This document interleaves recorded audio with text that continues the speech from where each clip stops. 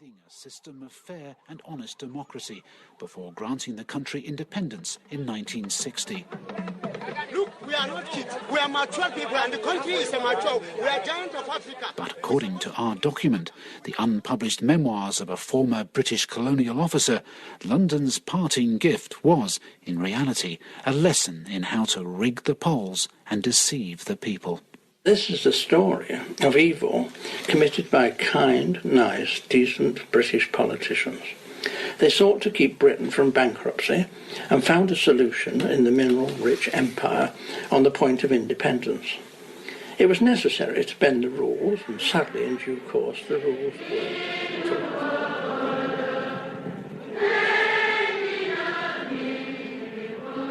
In 1956, Nigerian children sang to welcome the Queen as she toured some of their country's new democratic institutions.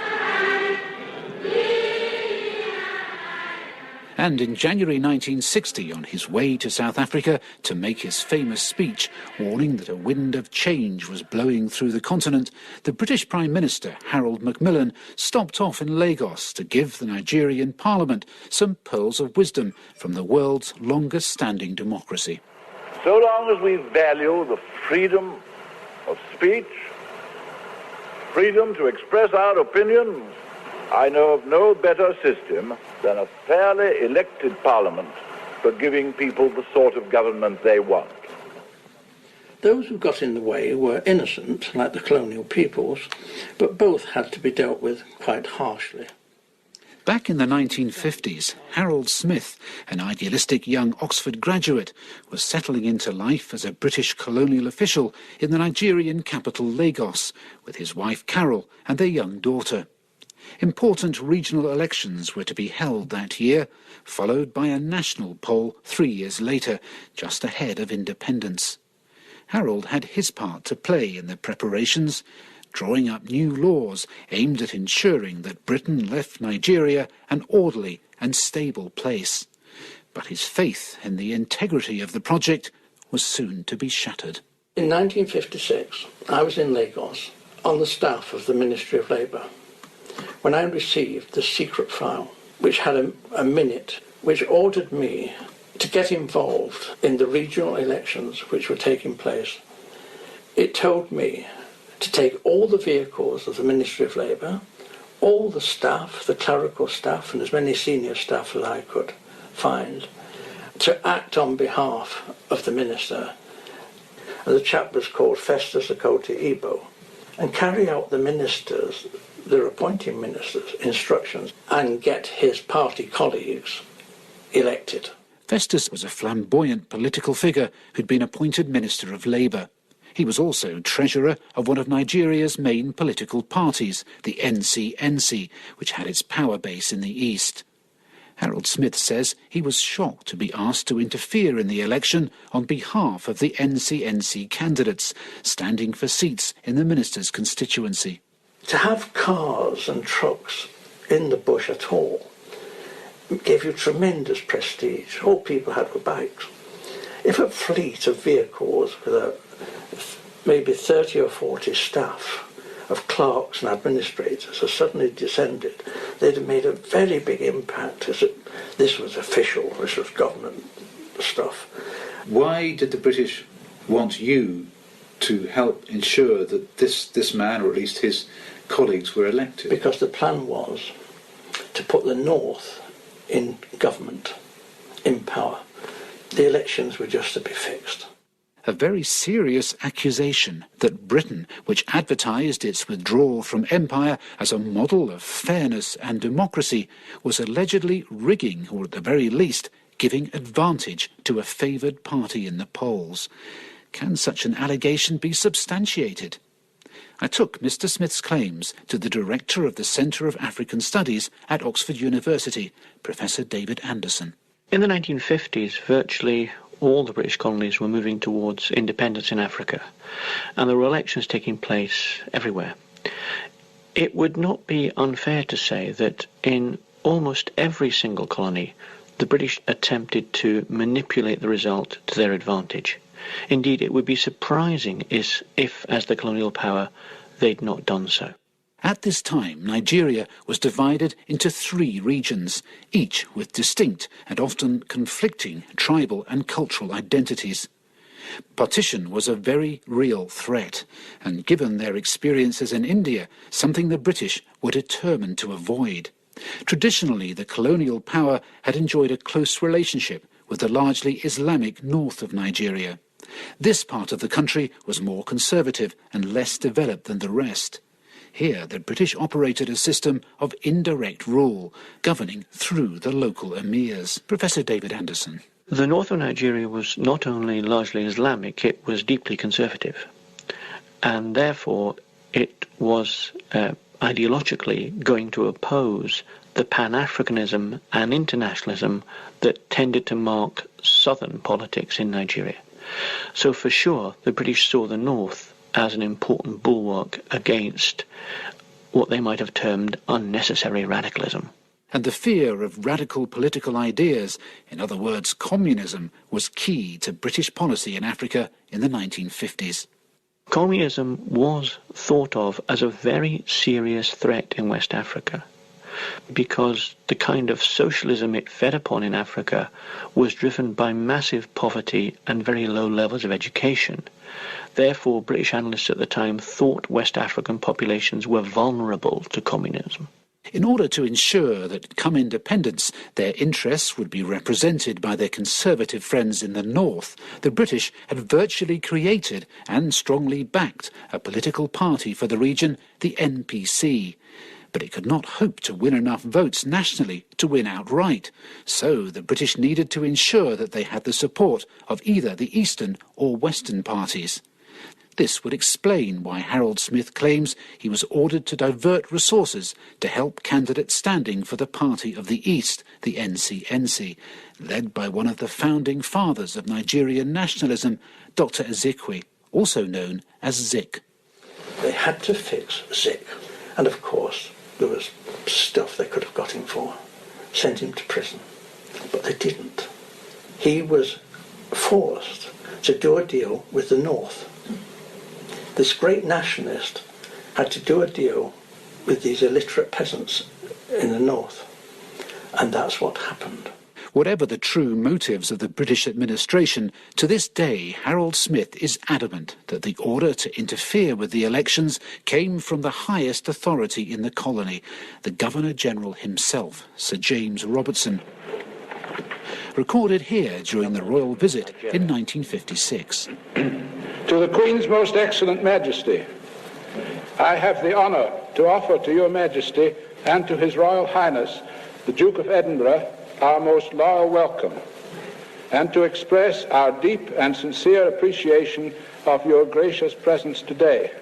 He was a thug, and he had a terrible reputation, Robertson. He wasn't talking about people when he talked about Africans. They weren't people, they weren't human beings. We loved Africa. But these people who came in to do this job were a different breed. These were the ex-SOE and MI6, and they thought that they were really tough. And they were. Smith claims several of his colleagues were also asked to interfere in the elections, and they reluctantly fell in line, leaving him alone in his refusal to obey Robertson's orders.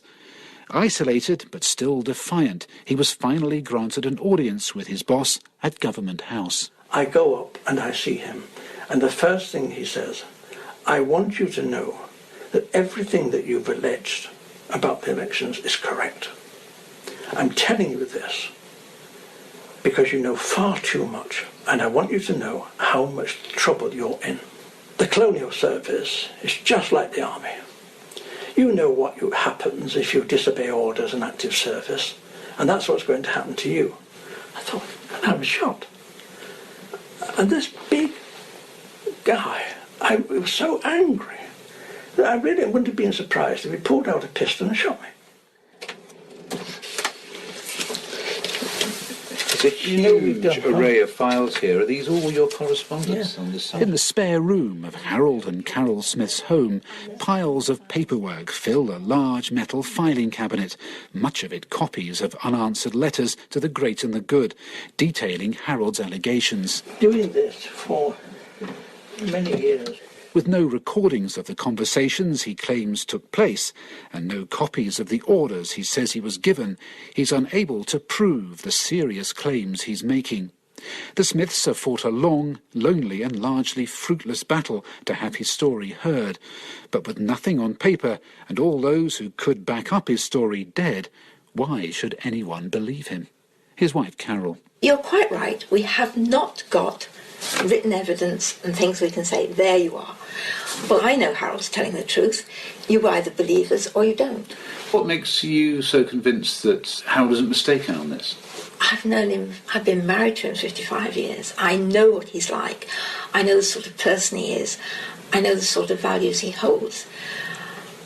I don't think I would have had the courage to do what he's done, but at least I've had the courage to stay and support him in what he's doing. Most of the people were elected unopposed because they tended to arrest the opposition, to exile them and beat them up and sometimes even kill them if they kept pushing their luck. Academic and novelist Patrick Wilmot taught sociology at Ahmadu Bello University in Nigeria for 18 years. He believes Smith's allegations expose only a small part of the lengths British colonial officials were prepared to go to in the north in an effort to ensure that Britain's favoured party, the NPC, got elected unopposed. The British were in control, the so-called native authority, the emirs, the local police, all of that was under British control and supervision. These people, they could have been removed, they could have been stopped at any time, but they were actually encouraged because the British wanted to hand over to them and they wanted them to control the northern region, which was the most powerful region in the country. But you'd imagine that a government may have official control of an area, but it wouldn't always know what exactly people are doing on the ground in terms of the sort of thuggery you're talking about. The British were completely aware because they had their officials at every level, in the police, the security services, they had control of the army. The key thing was to prevent people from running against you. What evidence do you have for these allegations? No, these are not allegations. If you go to Nigeria, everybody, from the professors in the university to the people in the streets, will tell you that this has happened. I mean, there are history books written, but most of these history books will not have the sort of knowledge that people who will talk to you in Nigeria have. Time to look for answers in Nigeria then. Children play behind the Reformed Christian Church of God in Arima town in southern Nigeria, outside the home of a man who's been part of the struggle for freedom and democracy in Nigeria all his life. I am Comrade Che I Ibewura. I am now 74 years old. I'll be clocking 75 in November 16 this year. On the walls are pictures of the leaders of Nigeria's independence movement, as well as a poster of his namesake, the Cuban revolutionary Che Guevara. In the 1950s, when Nigeria was still under British rule, he was a trade union leader and a member of Dr. Azikwe's NCNC, with strong opinions about the real intentions of the colonial power. By 1956, I was 24 years old. So as at that time, I was an activist. I started to draw political inspiration when I was about 20. You see, I'm from a Christian background and believed in justice. And I know quite well that their intention was not to develop us. Che Guevara believes that Nigeria's first democratic elections were far from free and fair under British rule, and that little has changed since they left. Nigerians just got what was already on ground from the British. They started operating from what they saw. Whatever we are trying to experience from Nigeria now was the structure laid down by the British. Harold Smith claims that he was asked by the country's governor to help ensure that a favoured candidate was elected fits with Che's memory of those early Nigerian elections. Money was flowing to the north. both from the British government, the supporters from the British angle, and from the Arab world. No master has ever given his slave the opportunity to rival him. Nigeria is a British baby. They can't just allow Nigeria to play their hands freely. Otherwise, why are they colonial masters? I've been looking through the papers of some of those colonial masters to see what they were prepared to say about their motives and their methods when it came to Nigeria's first elections, and they make interesting reading, like this letter from one Sir Peter Smithers. I was Parliamentary Private Secretary of the Colonial Office through almost the whole period of decolonisation. I was present at most of the negotiations for independence, including that of Nigeria. A secret agent, MP and diplomat, Sir Peter was a dashing figure, rumoured to be the model for Ian Fleming's James Bond. And in this letter, he details his part in the shaping of independent Nigeria, and he makes a frank admission about British attitudes to the leaders in the north, the Kano rulers. The attraction of the Kano rulers was that they had long and successful experience of government. They therefore offered an obvious choice to head the new experiment. It was, in fact, difficult at the time to see an alternative for the early stages of independence. Sir Peter died last year at the age of 92. Sir James Robinson, the Governor-General of Nigeria at independence, and the man Harold Smith alleges ordered him to interfere with the electoral process, died in 1983. But again, his memoirs suggest that he did not always play by the rules. Recalling Nigeria's first general election in 1959, he writes that before all the counting had finished, rumours began to circulate that the NCNC from the east and the Action Group in the west were getting together and might form a coalition.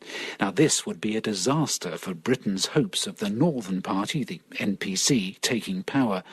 Sir James was alarmed to discover that even though there were a number of seats still to be declared, if the Action Group and the NCNC formed a coalition, they would have a majority in the House of Representatives.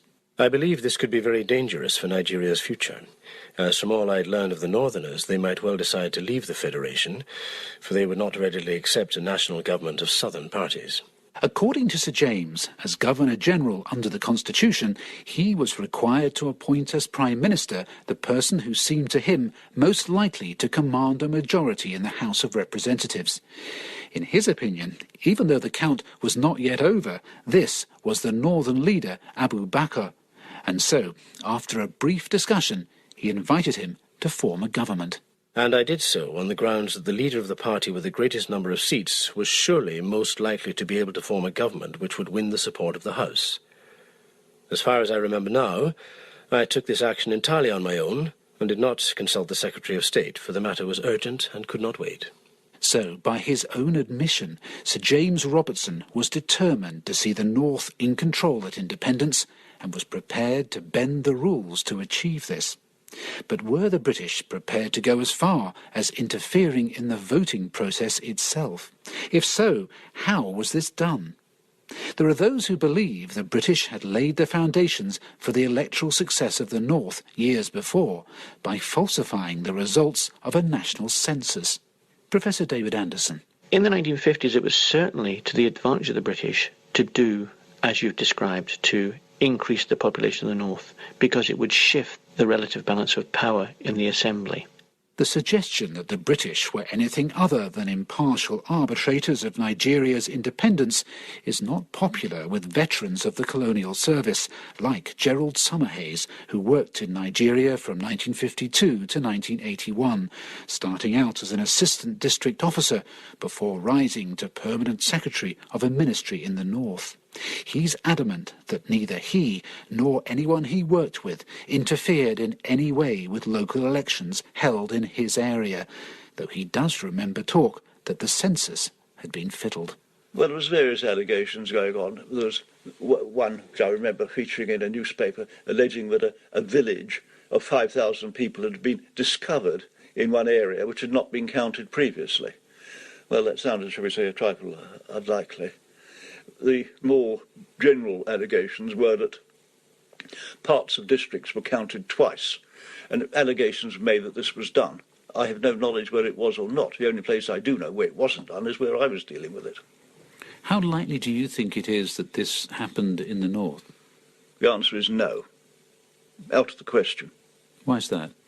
Because it was controlled by the British administration, and the British administration would not have done that. Well, it's the British administration that's being accused of collaborating with local people to ensure that was done for Britain's own interest. Well, they can accuse it as much as they like, I'm afraid. There's so many it's so easy to make accusations of that type.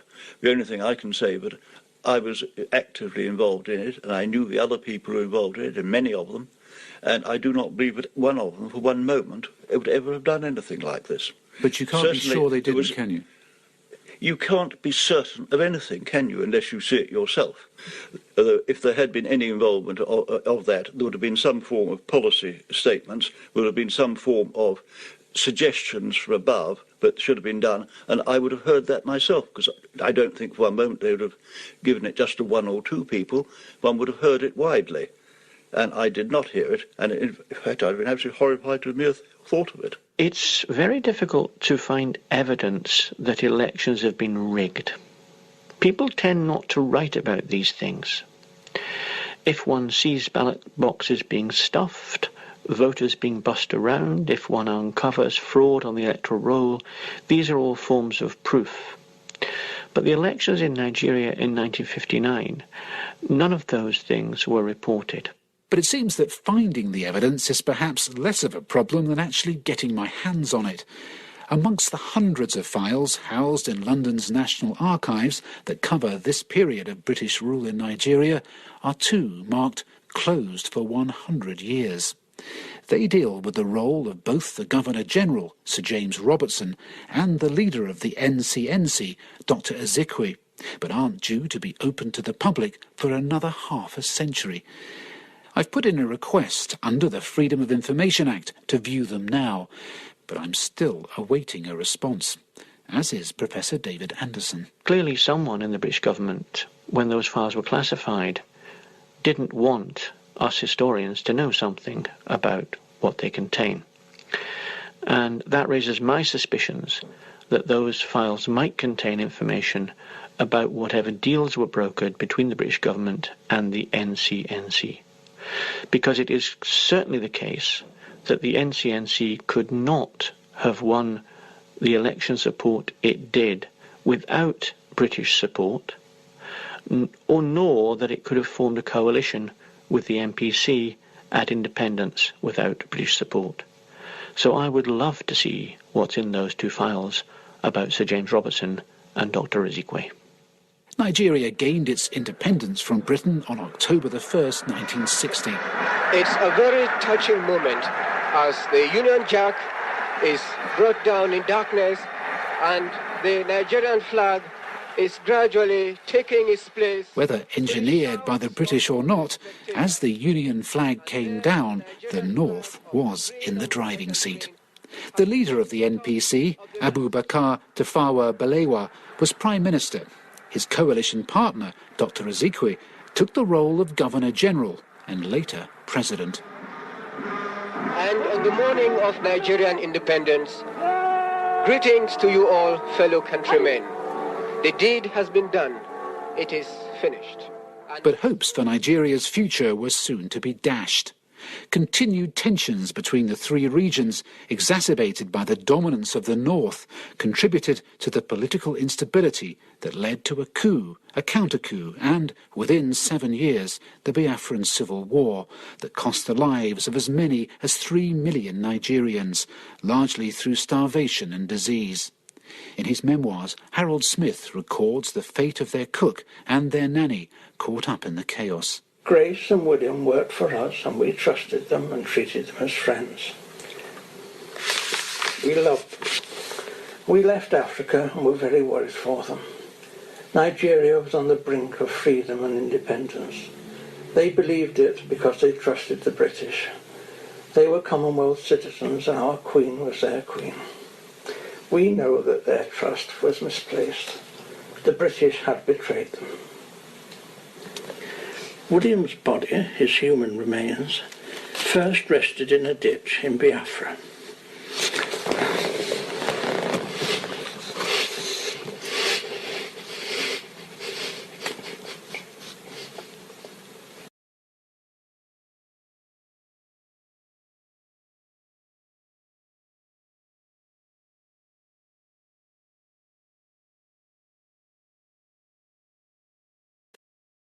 dreadfully.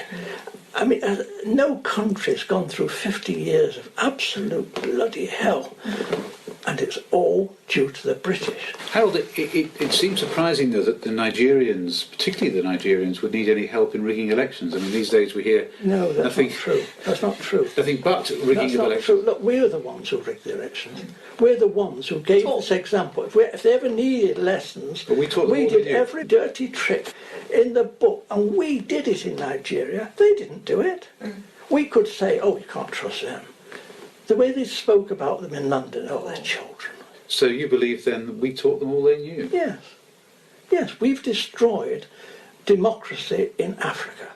It's deeply frustrating that although the testimonies of Smith and many Nigerians suggest that Britain's gift of democracy was not quite as history records, it's still impossible to be sure. Yet Professor David Anderson believes the government could easily end the mystery by finally agreeing to open the two long-secret files. Well, Mike, you and I will be long dead by the time that these documents become available. And frankly, I think it is farcical that the British government should be able to do this. For one thing, it undermines trust between our country and a former colony, Nigeria. And for another thing, it raises deep suspicions about British actions and intent. I really think these files ought to be released as soon as possible so that we can find out what